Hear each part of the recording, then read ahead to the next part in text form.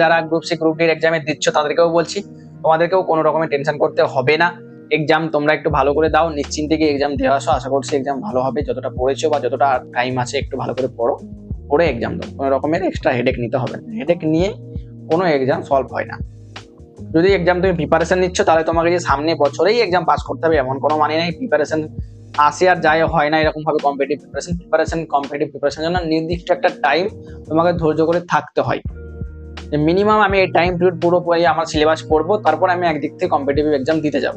এরকম কোনোদিন competitive exam দেওয়া হয় না যেখানে তুমি কোয়েশ্চেন আসলো, পরীক্ষা আসলো, 1 মাস আগে থেকে তুমি পড়লে আর ওই এক্সামে গিয়ে পাস করে গেলে। এটা কোনো সময়তেই হয় না।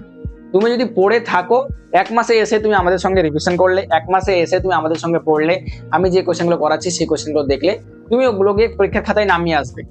কিন্তু যে একদমই পড়োনি, জীবনে কোনোদিন পড়াশোনা বই ছওনি, তাদের 1 মাসে কোনো এক্সাম ক্লিয়ার করা সম্ভব না। এটাই রিয়ালিটি।